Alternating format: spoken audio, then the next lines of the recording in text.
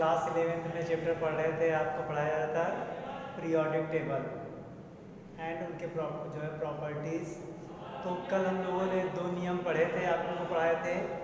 पहला क्या पढ़ाया गया था, आपका क्लासिफिकेशन था आपका लेवेजियर, और सेकंड आपका क्लासिफिकेशन क्या था, डोब्राइनर का था। आज हम पढ़ेंगे थर्ड क्लासिफिकेशन हमारा है न्यूलैंड्स लॉ ऑफ ऑट्टवा, जिसे न्यूलैंड का अष्टक नियम भी कहा जाता है। यह नियम 1864 1864 में दिया गया था और बताते हैं कि जो यह नियम हमारे क्या है, संगीत पर आधारित था।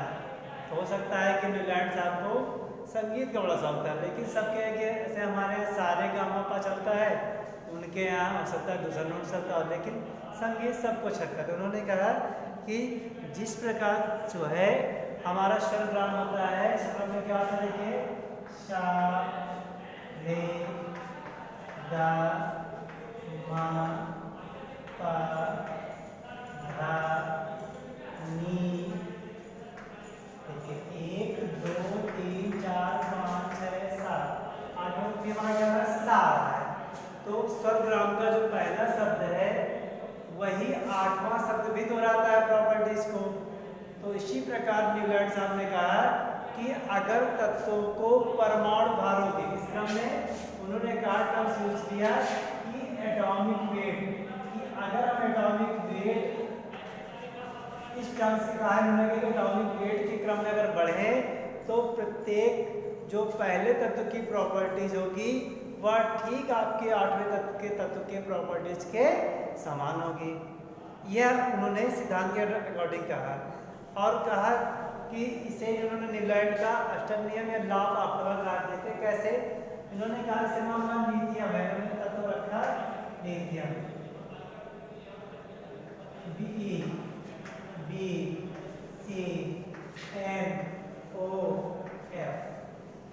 ये हो गया। फिर आपको यहाँ पर Na आ गया, NaMg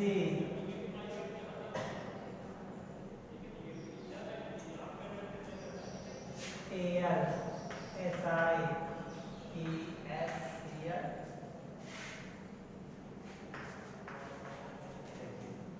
ये तत्व थे आपके, ये तत्व थे जो उस समय खोजे गए। कहने का मतलब है कि हमारे लिथियम क्या है, लिथियम हमारा है मेटल, उसी पर हमारा क्या होगा, सोडियम भी मेटल होगा, पोटेशियम भी मेटल होगा। देखिए लिथियम की प्रॉपर्टीज थी, लिथियम हमारी धातु है, क्षार धातु होती है, और लिथियम क्षार धातु है। तो देखिए जो हमारा 8वां तत्व सोडियम आ रहा है वह भी क्या है, क्षार धातु है, और सेम प्रॉपर्टीज है। तो यही कहा कि प्रत्येक पहला तत्व अपने 8वें तत्व जो आएगा वो पहले तत्व की प्रॉपर्टीज को दोहराता है, इसीलिए जो है इसे न्यूलैंड का अष्टक नियम कहा गया। अब समस्या हुई कि इस नियम को रिजेक्ट कर दिया गया, इस नियम को क्या हुआ, इनके नियम को भी रिजेक्शन में डाल दिया गया। क्यों रिजेक्ट कर दिया गया, तो कुछ कंडीशन थी। पहली कंडीशन थी कि आज हम पढ़ते हैं कि शून्य तत्व अक्रिय गैस पढ़ते हैं। आज मैं अगर मान लो कहा कि अगर अक्रिय तत्व अगर ले ले, मान लो नियॉन ले ले 8वें एलिमेंट, तो नियॉन तो इसकी प्रॉपर्टीज को दर्शाएगा नहीं, तो पहला कारण ये था कैंसिल होने का। सेकंड क्या था कि कैल्शियम के बाद के तत्व उस समय खोजे नहीं गए या उस समय थे तो जो है प्रॉपर्टीज को दर्शाया नहीं। अगर हम सपोज बात करें कि स्कैंडियम, स्कैंडियम क्या होता है हमारा, किस है स्कैंडियम, तो स्कैंडियम हमारा एलिमेंट्स होता है, और स्कैंडियम देखते हैं कि क्या होता है, स्कैंडियम का जो होता है वो क्या होता है, ये हमारा जो स्कैंडियम की प्रॉपर्टीज ना बोरान से करेंगे ना एल्युमिनियम से। क्यों, क्योंकि उन्होंने केवल कहा कि 8वें तत्व, उन्होंने 8 तत्वों की पुनरुत्ति के लिए कहा। देखिए स्कैंडियम केस में क्या होता है, 18 एलिमेंट्स रहते हैं, तो 18 एलिमेंट्स के कारण जो पुनरुत्ति 21 तत्व 18 तत्वों की होने लगती है। 18 की बात की नहीं गई, इन्होंने 8 के लिए कहा, इसलिए इस नियम को अधिक मान्यता नहीं मिली, और ये कहीं ना कहीं सारणी व्यस्त होने के कारण भी इसको जो है त्याग। उन्होंने बात कही, सारणी तो बनाई उन्होंने, लेकिन सारणी चल, इसलिए इस नियम को भी क्या किया गया, रिजेक्ट कर दिया गया। अब इसका हम अगला नियम पढ़ेंगे लोथर नियम, जो एक एक्सपेरिमेंटल बेस पे था, मान्यता मिलनी चाहिए, मिली भी, डाटा बेस था, उन्होंने डाटा सेट था बताया। देखते हैं इसको, अगला देखते हैं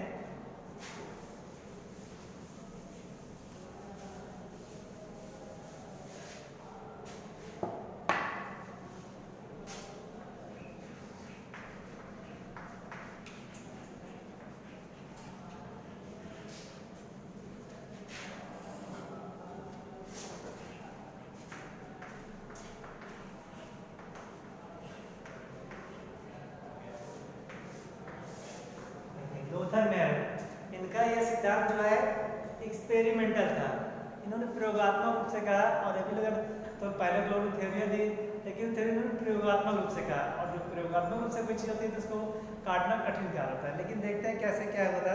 इन्होंने कहा कि इन्होंने जो है वक्र बनाया, देखिए ये इन्होंने एक वक्र बनाया, ग्राफ बनाया, जो वक्र में क्या था, एक साइड पे अपने एटॉमिक वैल्यूम लिया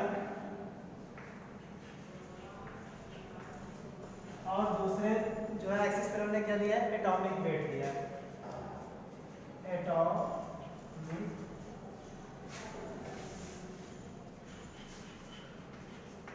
इन्होंने एटॉमिक वेट और एटॉमिक वैल्यूम के बाद इन्होंने ग्राफ खींचा, और ग्राफ तो फिर बेटा हम सिंपल बनाएंगे, लेकिन उन्होंने जो ग्राफ बनाया होगा वो बहुत कठिन ग्राफ बनाया।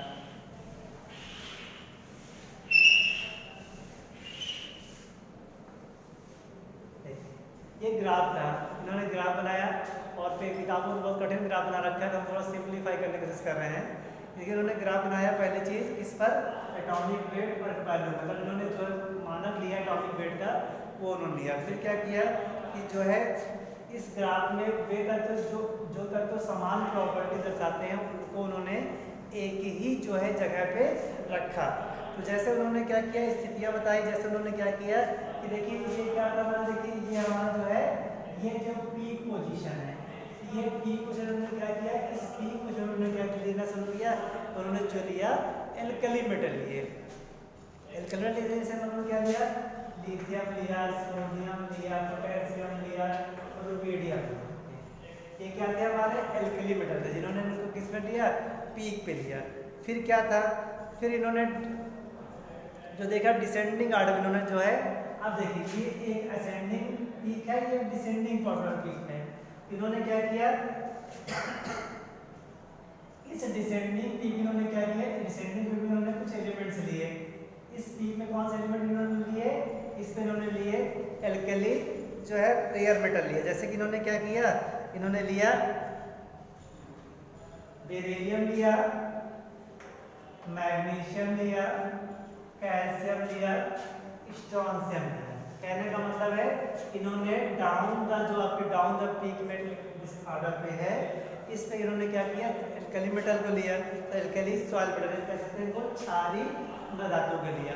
फिर क्या हुआ, फिर इन्होंने जो है जो इसकी असेंडिंग पीक है, जो असेंडिंग पीक है, असेंडिंग पीक है, इन्होंने क्या किया, इस असेंडिंग पीक पर इन्होंने कौन सा तत्व लेने की कोशिश किया, इन्होंने कहा इस इन्होंने हाइड्रोजन को लिया, देखिए F लिया, Cl लिया, Br लिया, Br लिया, इसी और उन्होंने क्या किया, देखिए असेंडिंग जो है असेंडिंग पीक इन्होंने हाइड्रोजन को डिनोट किया गया। अब क्या था, अब जो डाउन द पीक था ये तो अपर पीक था, ये बिलो पीक है। अब इन्होंने क्या किया, कुछ नॉन मेटल्स यानी कि नॉन मेटल्स और हाई, हम कह सकते हैं कि नॉन मेटल्स ले सकते हैं नीचे, नॉन मेटल्स को डिनोशन नीचे नॉन मेटल को इन्होंने लिया।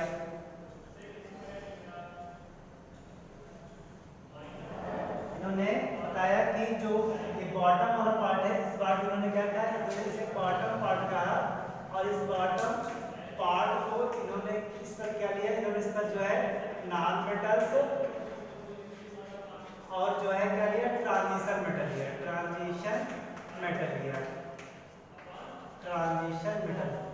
अब देखिए, अब कहीं ना कहीं से दिया, अब इतना तो याद करना सबके लिए कठिन कार्य है कि कौन सी, अगर मान लो हमने अन्य तत्वों को भी कहीं यहाँ पर दिया, तो यहाँ पर हमने इसका नाम क्या देंगे, तो नाम देना कठिन कार्य है और इसे याद रखना भी कठिन कार्य है। तो भाई एक्सपेरिमेंटल तो ठीक था, लेकिन प्रायोगिक रूप से इसे भाई जब हमें याद नहीं था तो आपको क्या याद होगा, इसलिए इस याद ना हो एक्सपेरिमेंटल के रूप से ये याद, लेकिन प्रायोगिक रूप से जो है इस क्लासिफिकेशन को जो है प्रायोगिक रूप से याद करना कठिन था, प्रायोगिक रूप से याद करना कठिन था, इसलिए इस नियम को भी कहीं ना कहीं से त्याग दिया गया। तो अगर आप चाहें तो इसका कहीं बोले जाए कि लोथर मेजरमेंट पीक पर कौन है, तो जो पीक पर है तो क्या हुए, इस क्वेश्चन कहते हैं पीक क्वेश्चन कहते हैं, इसको पीक लिख सकते हैं। जो आपकी जो है ये चीज नीचे आ रही है, इसको आप डिसेंडिंग लिख सकते हैं, क्योंकि डिसेंडिंग ऑर्डर पे है, डिसेंडिंग ऑर्डर पे जा रहा है, ये असेंडिंग पीक पे जा रहा है, इसलिए आप याद कर सकते हैं और ये बॉटम पोजीशन पे है। इसलिए अब क्या है कि ये जो है यहीं पर इसको क्या किया, इसको ब्रेक कर दिया गया इसको, क्योंकि एक्सपेरिमेंट तो ठीक था, सही भी जा रहा था, लेकिन इसके याद करने में कठिनाई हो रही थी, इस कारण से इस सिद्धांत को भी त्याग दिया गया। अब जो अगला नियम था वो फुल प्रूफ था और जो है इसे कहीं ना कहीं सबसे मान्यता मिली। अगला नियम देखेंगे,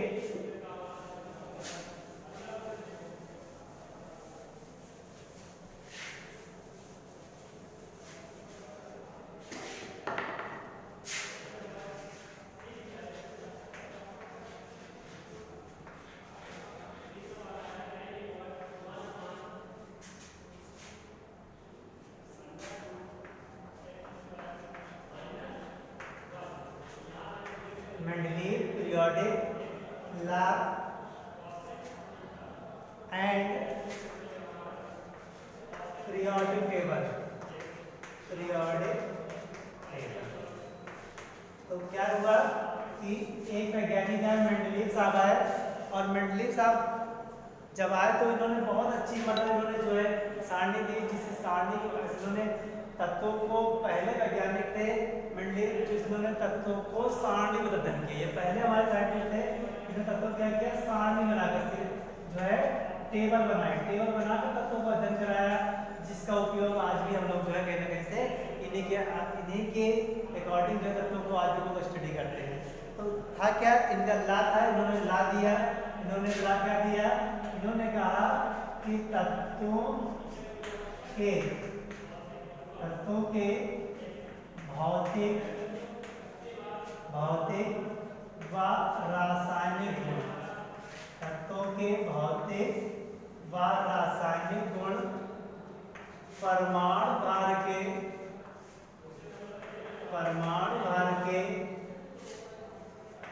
आवर्ती फलन होते हैं। ये इन्होंने कहा कि तत्वों के भौतिक व रासायनिक गुण परमाणु भार के आवर्ती फलन होते हैं। कहने का मतलब अर्थात ये है कि तत्वों के जो गुण हैं वह अगर उनको में परमाणु भार के एक निश्चित ऑर्डर पे रखें, परमाणु भार के एक निश्चित ऑर्डर पे रखने से कहा गया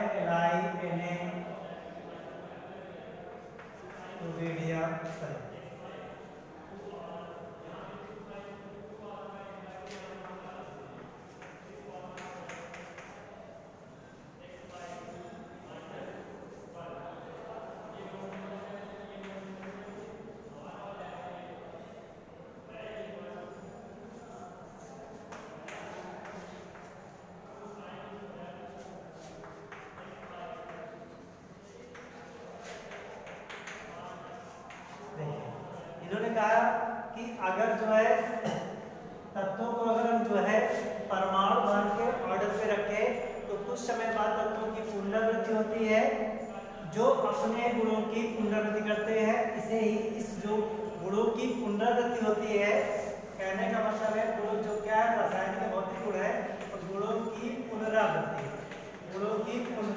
को क्या कहते हैं, आवर्तिता कहते हैं। क्या कहते हैं, आवर्तिता, पीरियोडिसिटी कहा जाता है कि गुणों की पुनरावृत्ति होती है। इसे ही मेंडलीव की क्या कहा गया, मेंडलीव की आवर्त सारणी का आधार कहा गया। इसे क्या कहा गया, मेंडलीव की आवर्त सारणी का आधार कहा गया।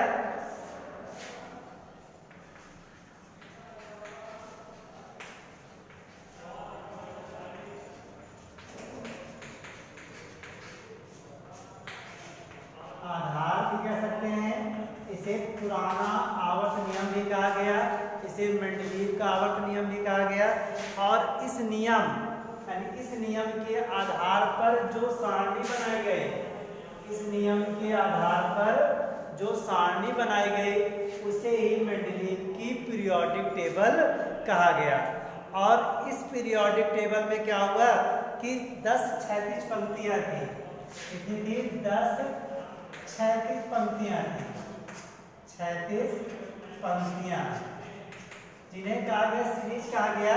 10 क्षैतिज पंक्तियां थी और इन 10 क्षैतिज पंक्तियों को 7, इस 10 क्षैतिज में क्या किया, 7 क्षैतिज 7 36 कॉलम बनाना था, 36 कॉलम बनाया। इसे क्या क्या क्या कहा गया? हॉरिजॉन्टल कहा गया, हॉरिजॉन्टल हॉरिजॉन्टल कॉलम कहा गया। और इस और इन्होंने क्या 7 36 कॉलम थे और 8 क्या थे? 8 इनके जो है ऊर्ध्वाधर कॉलम थे, 8 इनके ऊर्ध्वाधर कॉलम थे, ठीक है। जिसे क्या कहा गया? वर्टिकल कॉलम कहा गया, वर्टिकल कॉलम कहा गया। और ये 8 ऊपर ये हमारे जो 8 ऊपर थे खड़े कॉलम थे। और इस 36 पंक्ति को क्या कहा गया? इसे कहा गया आवट कहा गया। आवट मतलब क्या होता है? पीरियड होता है। और जो हमारे उदाहरण इसे क्या कहा गया? इसे वर्ग कहा गया, इसे जो क्या कहते हैं? ग्रुप कहा गया। तो अगर कहीं क्वेश्चन पूछता है कितने आवर्त थे? तो 7 आवर्त थे और क्या थे टेबल में? 8 आपके जो है वर्ग थे। इस प्रकार जो है मैं लिंक और इसके बारे में थोड़ा सा और भी चर्चा आगे सुनाऊं, लिंक आने में भी करेंगे। Thank you.